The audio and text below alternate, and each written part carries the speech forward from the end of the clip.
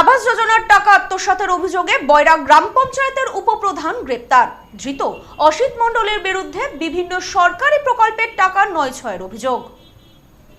অঞ্জলি silk এখন আমাদের দুটি শোরুম হাবড়া ও বনগাঁতে। চৈত্র সেল উপলক্ষে দুটি শোরুমেই কেনাকাটার উপর রয়েছে 5 to 50% ডিসকাউন্ট। ফোন 7044447885। প্রধানমন্ত্রীর আবাস যোজনা সহ একাধিক সরকারি প্রকল্পের টাকা আত্মসাৎ ও আর্থিক দুর্নীতির অভিযোগে গ্রেপ্তার হলেন বাগদা ব্লকের বয়রা গ্রাম পঞ্চায়েতের তৃণমূল কংগ্রেসের উপপ্রধান অসিত মণ্ডল। দীর্ঘ তদন্তের পর বাগদা থানার পুলিশ তাকে গ্রেপ্তার করেছে। ধৃত উপপ্রধানকে 10 দিনের পুলিশি হেফাজতের আর্জি জানিয়ে আজ বনগাঁ মহকুমা আদালতে পেশ করা হয়। এই গ্রেপ্তারির ঘটনাকে কেন্দ্র করে স্থানীয় রাজনৈতিক মহলে তীব্র চাঞ্চল্য ছড়িয়ে পড়েছে। পুলিশ ও স্থানীয় সূত্রে জানা গেছে 2018 সালে বয়রা পঞ্চায়েতের প্রধান থাকাকালীন এবং পরবর্তী সময়ে উপপ্রধান পদের দায়িত্ব সামলানোকালীন অসিত মণ্ডলের বিরুদ্ধে বিভিন্ন সরকারি প্রকল্পের সুবিধাভোগীদের টাকা নয় ছয় করার ভুরি ভুরি অভিযোগ উঠতে থাকে। সাধারণ মানুষের জন্য বরাদ্দ অর্থ বন্টনে ব্যাপক অনিয়ম ও দুর্নীতির অভিযোগ জমা পড়ে প্রশাসনের কাছে। দীর্ঘদিন ধরে চলা এই অভিযোগের ভিত্তিতে বাগদা থানার পুলিশ তদন্তে নামে। তদন্তে চলাকালীন বেশ কিছু চাঞ্চল্যকর নথি ও তথ্য প্রমাণ পুলিশের হাতে আসে। এরপরই গতকাল রাতে পুলিশ অসিত মণ্ডলকে গ্রেপ্তার করে। তৃণমূলের এই প্রভাবশালী জনপ্রতিনিধি গ্রেপ্তার হতেই এলাকায় ক্ষোভ উগরে দিয়েছেন স্থানীয় বাসিন্দা ও বিরোধী বিজেপি নেতৃত্ব। আমার আবাস যোজনার তালিকায় নাম ছিল এবং আমি ঘর পাওয়ার যোগ্য, কিন্তু সেই সময় যখন ঘর আসে সেই মুহূর্তে দেখা গেল। কত সালে ঘর এসেছিল? 2020-21 ওরকম সময় এসেছিল ঘরটা। এবার সেই সময় দেখা গেল যে জব কার্ড ব্যবহার করেছে আমার, ভোটার কার্ড ব্যবহার করেছে আমার, অথচ ঘরটা গেছে অন্য লোকের। বয়ার একজন যার নাম রবীন্দ্রনাথ দাস। আমার বাড়ি হচ্ছে কুরুলিয়া মিস্ত্রিপাড়ায়। 100 থেকে 108টা ঘর উনি বিভিন্ন জায়গায় দিয়েছেন এবং গরিব মানুষদেরকে বঞ্চিত করে।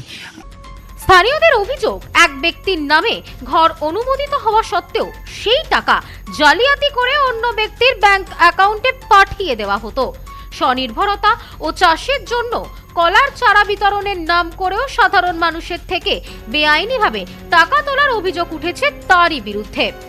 আমরা যখন 2018 সালের আগে পঞ্চায়েতের প্রধান ছিলাম, ওই মেম্বার ছিলাম, তখন বহু মানুষের বিপিএল তালিকায় নাম তোলা ছিল এবং অসিত যখন 2018 সালে ছাপ্পা ভোট করে প্রধান হয়েছে, তখন ওই মানুষ মানে দরিদ্র মানুষগুলোর ঘর নিজে মেরে খেয়ে আর কি অন্যের কাছে বিক্রি করে সেই টাকা নিয়ে উনি এই যে মানে বড় একটা দুর্নীতি করেছে।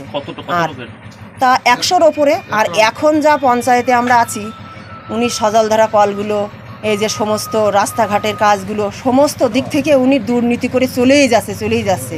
আমরা বিডিও অফিসে জানিয়েছি, কোনো প্রতিবাদ মানে করেছি, পাইনি, এবং থানায়ও আমরা অনেকবার গিয়েছি, কোনো সুরাহা পাইনি।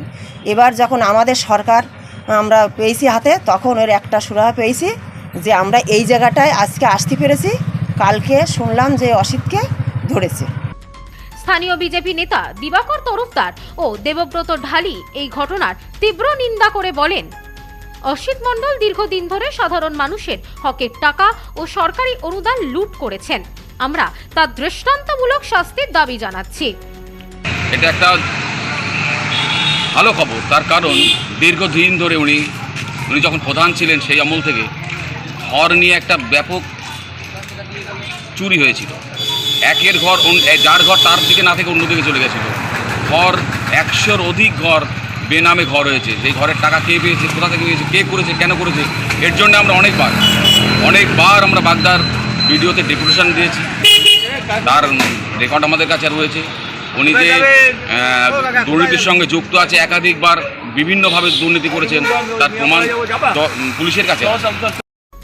পুলিশ সূত্রে জানানো হয়েছে, সরকারি প্রকল্পের অর্থ বন্টনের এই বিশাল দুর্নীতির জাল কত দূর বিস্তৃত এবং এই চক্রের সঙ্গে আর কোনো প্রভাবশালী ব্যক্তি বা পঞ্চায়েত কর্মী জড়িত আছেন কিনা তা খতিয়ে দেখা হচ্ছে।